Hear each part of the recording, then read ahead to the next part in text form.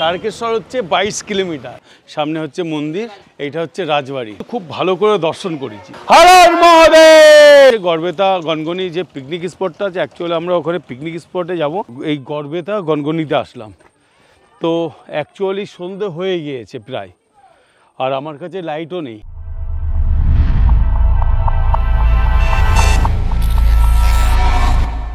তো বন্ধুরা, থাম্বনেল দেখে বুঝতে পেরে গেছেন আজকে আমরা যাচ্ছি কোথায়। আজকে মূলত যাচ্ছি দেবাদিদেব বাবা মহাদেবের চরণে। আজকে যাব হচ্ছে তারকেশ্বর। তার কারণ আজকের আমার ছেলের একটা মানসিক ছিল, তো সেখানে যাচ্ছি পুজো দিতে। সাথে আমরা সবাই আছি, বর্দা আছে, রিক আছে, তোজো, এই যে মনোজ আছে, আর এই গাড়িতে আছে আমার বাসুদার ফ্যামিলি, আমার বড় বৌদি আছে, ওই গাড়িতে সবাই আছে। আর রবি এসছে, রবির ওয়াইফ এসছে, রবির ছেলে এসছে। আজকে আমরা বাড়ি থেকে বেরিয়েছি, প্রায় 1 ঘন্টা হয়ে গেছে। আমাদের আর যেতে লাগবে হচ্ছে 22 কিলোমিটার। আমি আপনাদেরকে জুম করে দেখাচ্ছি, এই হচ্ছে ফুরফুরা 16 কিলোমিটার, আর তারকেশ্বর হচ্ছে 22 কিলোমিটার, আর ওখানে হচ্ছে চাপাডাঙ্গা 28 কিলোমিটার। এখন মূলত এই জায়গাতে আছি বাবা তারকেশ্বরের মন্দিরেতে। আপনারা যারা ভিডিওটা দেখবেন কম বেশি সবাই গিয়েছে। শ্রাবণ মাসে প্রচুর মানুষ জল ঢালতে যায়, সেই সময় কিছু কিছু রাস্তা বন্ধও করে দেওয়া হয়, সবাই হেঁটেই যায় কাঁধে বাঁক নিয়ে। বাবার ভক্ত প্রচুর মানুষ আছে, তো আমিও বাবার ভক্ত, সেটা কথা না, আমরা সবাই বাবার ভক্ত। এখানে একটু চা খাবো। মনোজ কি খাচ্ছিস? এই যে বড় বৌদি আছে, ঠিক আছে।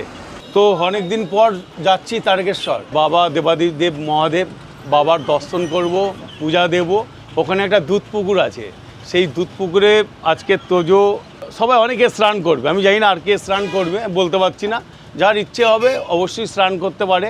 আপনারা যারা আসবেন চেষ্টা করবেন পুজো যেমন দেবেন তেমন দুধ পুকুরে স্নান করা। তো ঠিক আছে, এখন একটু চা খাবো, চা খেয়ে সোজা চলে যাব তারকেশ্বর। আর 22 কিলোমিটার বাকি আছে আমাদের যেতে। খুব বেশি সময় লাগলে, খুব বেশি টাইম লাগলে 40 মিনিট থেকে 1 ঘন্টার মধ্যে আমরা পৌঁছে যাবো। তো চলুন তারকেশ্বরকে দেখাবে। এই হচ্ছে পার্কিং প্লেস, এখানে হচ্ছে গাড়ি রাখতে হবে।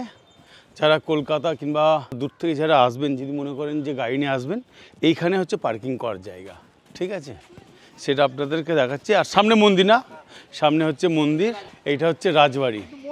চলি আপনাদেরকে বলি, এই হচ্ছে মন্দির সামনে, এটা হচ্ছে রাজবাড়ি। আমি রাজবাড়িটা দেখাচ্ছি, আর পাশে অনেক দোকান আছে যেগুলো হচ্ছে পুজো দিতে গেলে এইগুলো হচ্ছে দরকার হয়, অনেক কিছু আছে। তবে কি ভিতরে ভিডিওগ্রাফি করা যায় না? তাই নাকি? তো আপনারা শুনলেন যে অ্যাকচুয়ালি মন্দিরের মধ্যে ক্যামেরা করা যায় না, যে ভিডিওগ্রাফি করব সেটা করা যাবে না। তো স্বাভাবিক কারণে ভিতরে ভেবেছিলাম আপনাদের দেখাতে পারবো, আমরা দেখব, আপনাদেরকেও দেখাবো, কিন্তু আমরা ভিতরে যাব কিন্তু আপনাদেরকে দেখাতে পারবো না। এই পাশে অনেক দোকানপাট, সেইগুলো আমি দেখাচ্ছি। এটা হচ্ছে দুধ পুকুর, বাবা ভোলেনাথ, বাবা রক্ষা করো বাবা। এই হচ্ছে স্নানের ঘাট। স্নানটা কোথায় করবে? আচ্ছা, আগে যেতে হবে। আচ্ছা আচ্ছা আচ্ছা, বল রিকি কেমন লাগছে? হ্যাঁ ভালো লাগছে। তোজো কেমন লাগছে? ভালো লাগছে। ভালো লাগছে। কলি কেমন লাগছে? ভালো লাগছে। পুজো দেবে তো? এই তুলি ভালো লাগছে। শাইনি কেমন লাগছে? হ্যাঁ কেমন লাগছে? দারুণ। আচ্ছা, এই কেমন লাগছে? আচ্ছা, মনে হচ্ছে ঠিক আছে। কোথায় এসছি? এই তুমি কি প্রথম আসলে? কেমন লাগছে? মজা হচ্ছে। এখন পুজো দেবো, জল ঢালতে পারবো তো? জল আপনি নিজে হাতে ঢালতে পারবেন না। যদি জল একান্তই ঢালাতে হয় তাহলে ঠাকুমশাইয়ের হাতে জলটা দিয়ে দেবেন, ঢেলে দেবেন। আর আপনি নিজে হাতে যে জল ঢালার ব্যাপারটা সেটা বন্ধ হয়ে গেছে। সেটা কটা থেকে কটা? 11:30 থেকে 1:30 পর্যন্ত টাইম ছিল, সেই টাইম আপনি আসতে পারেন। এখন 2টো বাজে। এই হচ্ছে দুধ পুকুর, আপনাদেরকে দেখায়, অনেক বড়। এইটা হচ্ছে দুধ পুকুর, সেটা আপনাদেরকে দেখাচ্ছি। অ্যাকচুয়ালি এই দুধ পুকুরে সবাই স্নান করে। এই যে তোজো স্নান করছে, আমি তোজোর স্নানটা একটু দেখাই।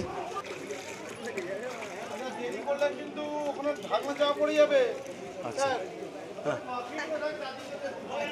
এই হচ্ছে দুধ পুকুর, এখন এই তোজো স্নান করছে। পুজো দেবে তো তুমি?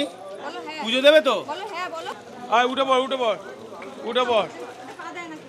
ও দাদা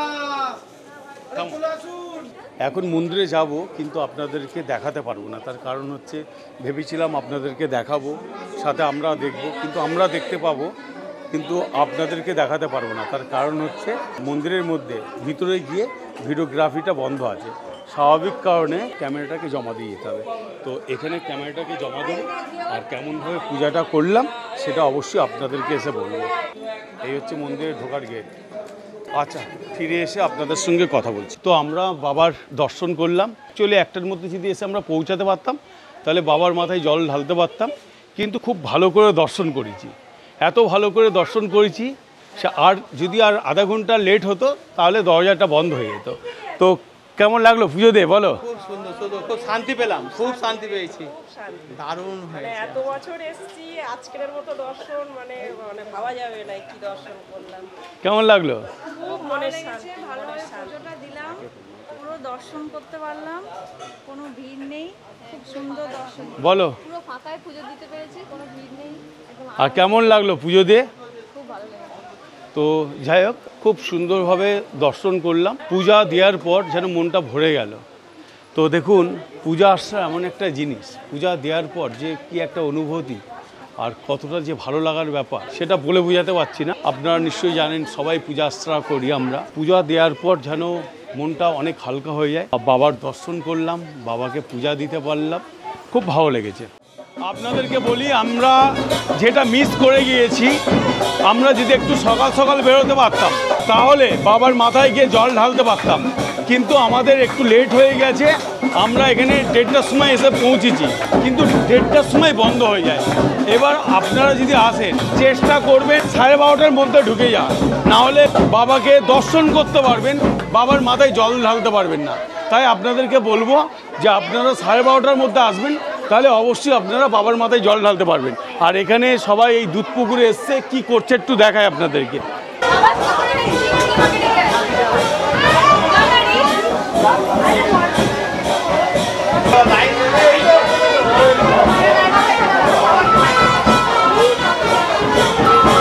বিয়ের অনুষ্ঠান, এখানে হচ্ছে স্নান করতে এসছে, জল ঢালতে এসছে না, হ্যাঁ জল সইতে এসছে। ওখানে এত বাসনা বাজছে, কিছু বলে শোনাতে পারছি না। আজকে 17ই মে 2025 শনিবার, এই ভিডিওটা কালকের গিয়ে ছাড়বো রবিবার 18 তারিখে।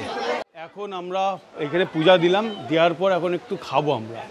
আর এখানে অনেক অসহায় গরিব মানুষ আছে যারা আমার কাছে খেতে চেয়েছিল, যদি নিরামিষ খাবার পায় তাদেরকেও খাওয়াবো। এখানে তো আমিষ পাওয়া যায় না, যদি আমিষ পাওয়া যেত তাহলে নিশ্চয়ই ওদেরকে খাওয়াতাম।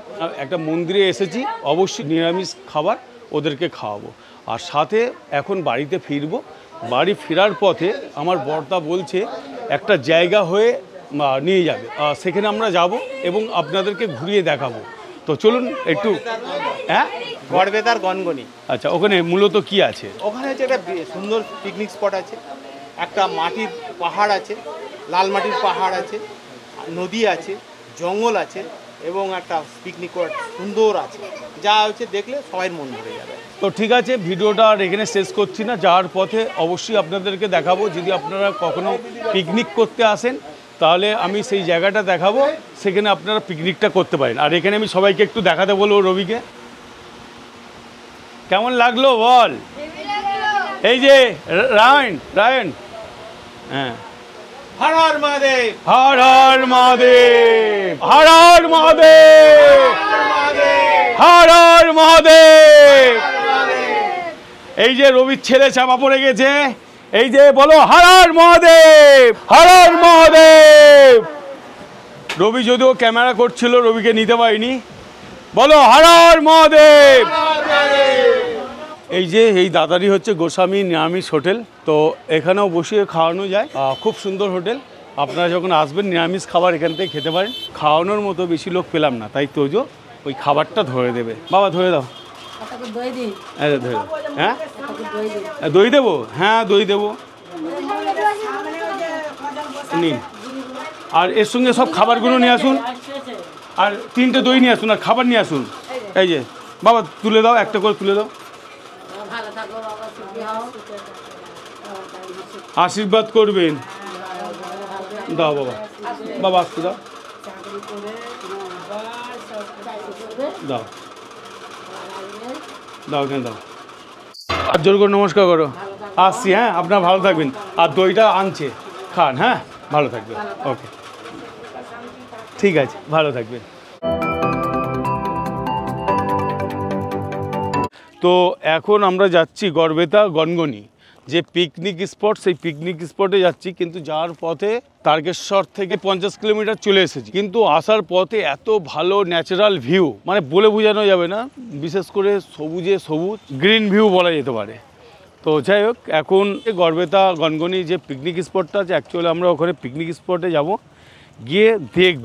আমি যদিও কোনোদিন যাইনি, বর্দা গিয়েছে, তো গিয়ে দেখি কেমন লাগছে, আর আপনাদেরকে অবশ্যই দেখাবো। তো কেমন রবি লাগছে বলো জায়গাটা? মাটিগুলো দেখো লাল টাইপের, লাল মাটি দেশ না? হ্যাঁ। আচ্ছা, মাটিটাকে দেখায়, লালটা কেমন সেটা একটু আপনাদেরকে দেখাচ্ছি। দেখুন, তোরা কি গাছ ভেঙে ফেলবি নাকি? হ্যাঁ, এই যে লাল মাটি, এই যে মনোজ, কি তোমরা কোথায় যাচ্ছ? ও আচ্ছা, গাড়িতে যাচ্ছ।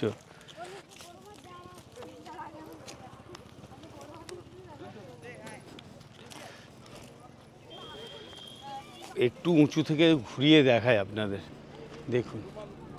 হ্যাঁ, এটা মেন রোড, এবং একটু ঘুরিয়ে দেখাচ্ছি।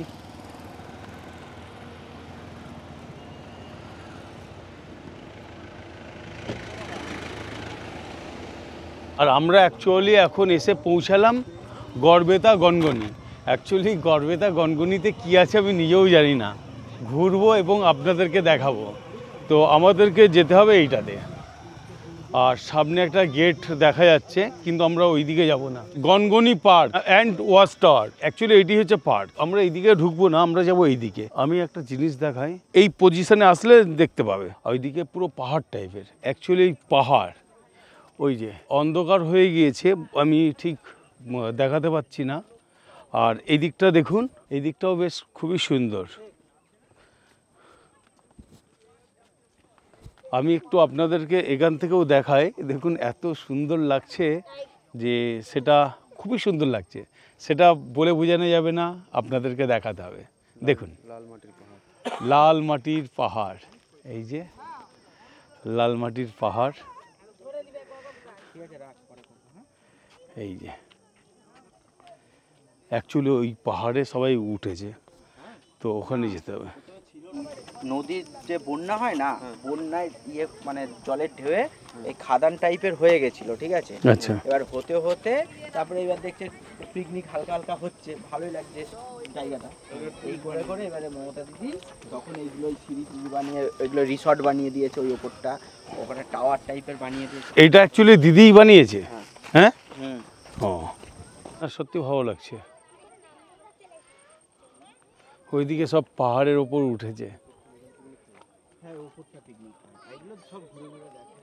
খুব সাবধানে।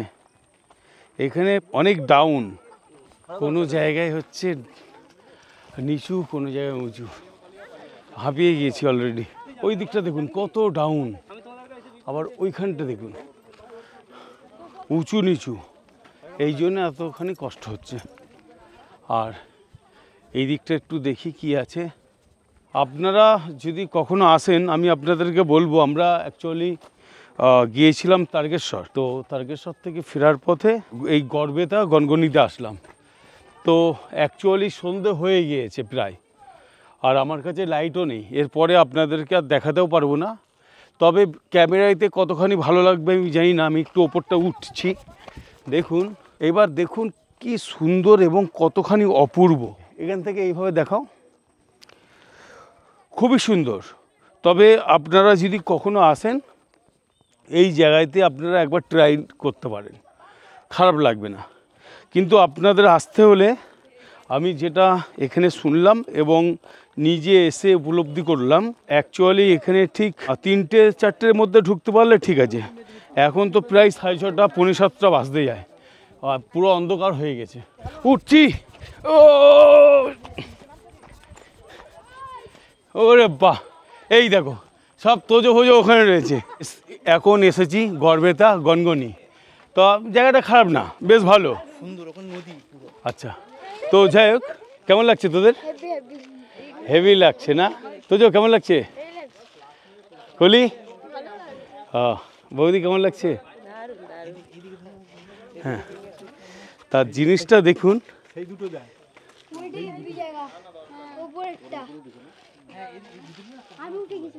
তোদের কেমন লাগলো? সাইনি তোর কেমন লাগলো? ভালো লাগছে, খুব ভালো লাগছে না? তোর কেমন লাগছে? ভালো লাগছে। তুমি এর আগে এখানে এসেছিলে নাকি? হ্যাঁ, আমি এর আগে দুবার এসেছি, একবার পিকনিক করতে আর একবার এমনি পিকনিকের স্পটটা দেখতেও এসেছি। ও, আমার খুব ভালো লেগেছে। হ্যাঁ, এই সামনে দিয়ে, এই পাশ দিয়ে হচ্ছে নদী বয়ে গেছে। এইটা একটা লাল মাটির পাহাড়, আর ওখানে যে আলোটা দেখা যাচ্ছে ওটা একটা হচ্ছে পিকনিক স্পট, ওখানে আচ্ছা। থাকার ব্যবস্থা আছে সব কিছু। আচ্ছা, তো একটা কথা বলবো, যদি আপনারা আসতে চান অবশ্যই গড়বেতা গনগনিতে আসবেন। আমরা যেটা একটু ভুল করেছি, অ্যাকচুয়ালি আমরা যদি সকাল সকাল আমরা এতে পৌঁছাতে পারতাম তারকেশ্বর, আবার তারকেশ্বর থেকে এখানে আবার তাড়াতাড়ি এসে পৌঁছাতাম, কিন্তু এখানে আমরা এসে পৌঁছালাম এখন 6:30 বাজে। স্বাভাবিক কারণে এখানে অন্ধকার হয়ে গিয়েছে আর কিছুই দেখানো যাচ্ছে না। আপনাদের অবশ্যই রিকোয়েস্ট করব, যদি কখনও কোনো পিকনিক করার ইচ্ছা হয় গড়বেতা গনগনিতে আসবেন। তো ভিডিওটা এখানেই শেষ করছি, দেখা হচ্ছে পরের ভিডিওয়, বাই।